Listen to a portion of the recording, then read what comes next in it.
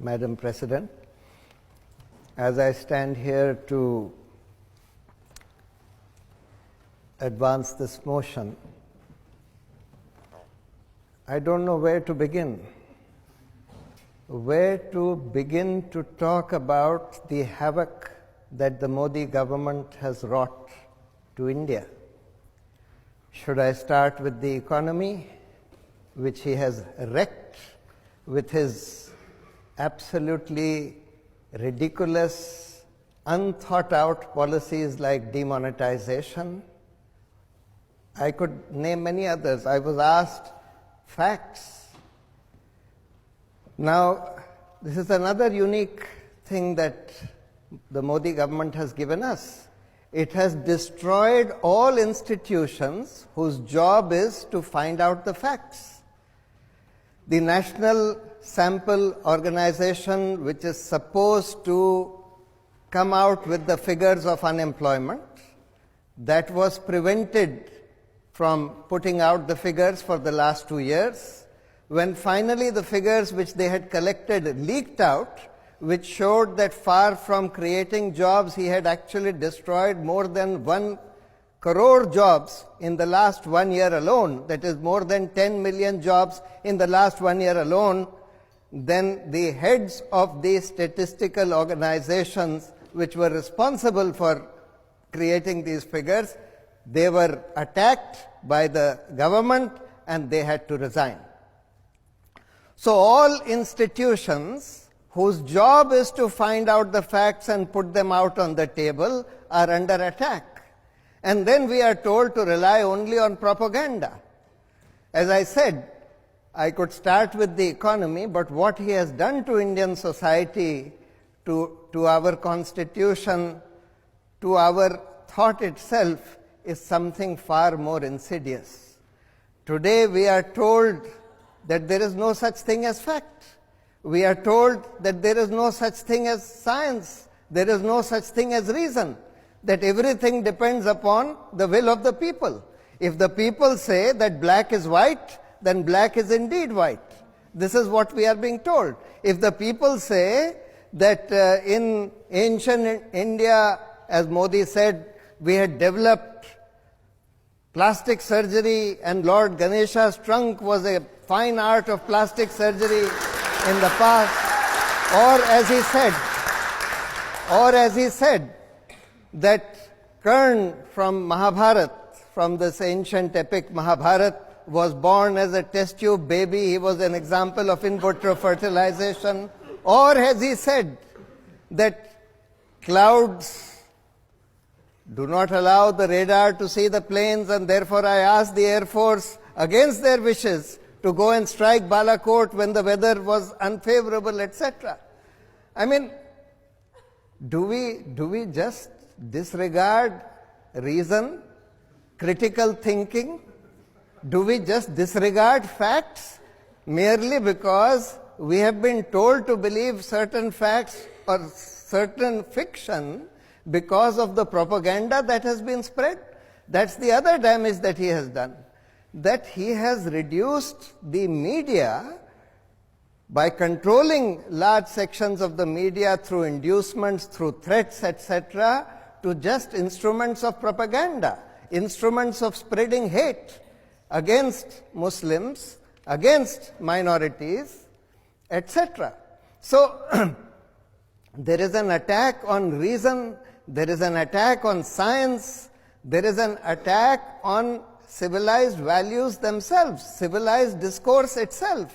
For example, if you say anything against Mr. Modi, you are likely to be lynched by mobs on the streets. If you are a Muslim, you are going to be lynched by mobs on the streets with the police just looking on.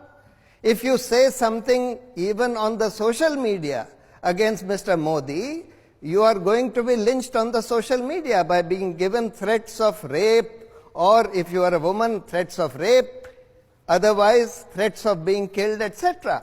And this whole social media lynch mob, as I call it, is controlled by no other person than Mr. Modi himself.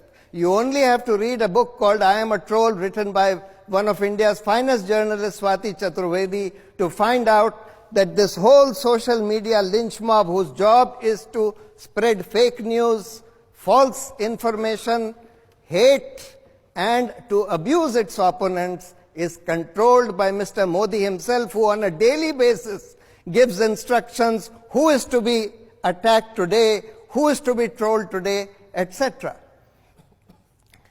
And it's an attack on all institutions of governance, all institutions of democracy.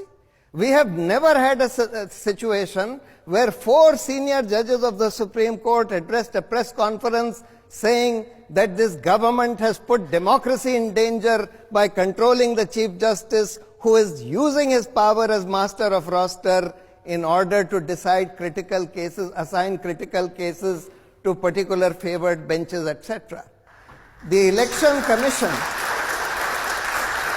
for the last 30 years, the Election Commission was thought to be independent.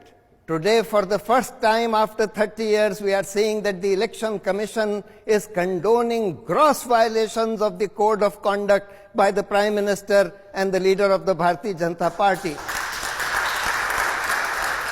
The Comptroller and Auditor General gave a report on this Rafale aircraft deal, defense deal scam recently, which was predicted 3 months in advance by the government.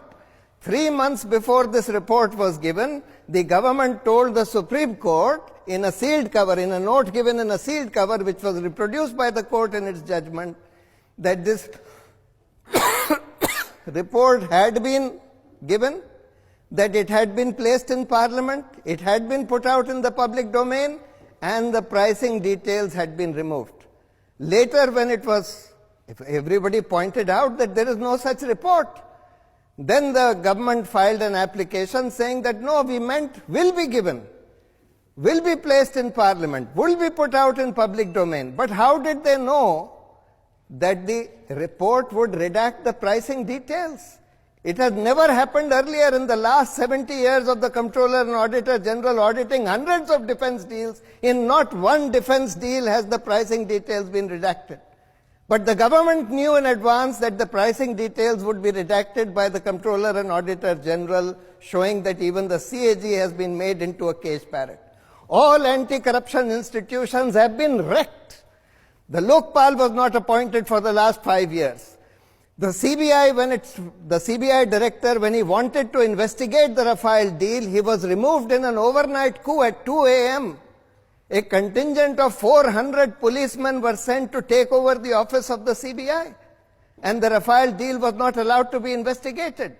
The Anti-Corruption Act, the Prevention of Corruption Act, has been destroyed by saying that every corruption investigation would require the permission of the government. That means you have to take the permission of the thief to investigate a theft. So, I say, in the name of democracy, in the name of the Constitution, in the name of science and reason, in the name of civilization itself, the Modi government must go.